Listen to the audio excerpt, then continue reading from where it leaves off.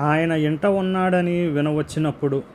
Mark సువార్త 2వ అధ్యాయము 2వ వచనము. సముద్రం అడుగున పోలీపులు కాల్షియం ధాతువులతో తమ కోసం బ్రహ్మాండమైన ప్రవాళాలను నిర్మించుకుంటాయి. ప్రవాళాలు అనేవి గవ్వల విడివిడిగా ఉండకుండా మొత్తముగా కలిసిపోయి ఒక్కోసారి పెద్ద పెద్ద ద్వీపాలుగా సముద్రం మధ్య భాగంలో ఏర్పడుతుంటాయి. పోలీపులు వంటి అత్యల్పమైన జీవులకి తాము నిర్మించుకునే గోళ్ల వలన క్రొత్త ద్వీపాలు ఏర్పడతాయని తెలియదు. కానీ క్రమక్రమముగా దాని మీద జంతువులు నివసిస్తాయి, మొక్కలు పెరుగుతాయి.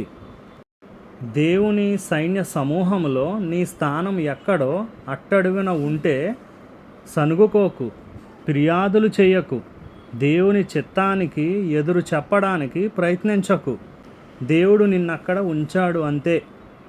సముద్రంలోని పోలీప్ జీవులు లేకుండా పగడాల ద్వీపాలు, కోరల్స్ను ఎవరు కట్టగలరు? దేవుడు ఆత్మీయ పోలీపులుగా ఉండడానికి కొందరిని ఎన్నుకుంటాడు. మనుష్యుల కంటికి కనబడకుండా వాళ్ళు పనిచేయాలి, కానీ వాళ్ళ పనిని పరలోకం అంతా తేరి పారజూస్తుంది.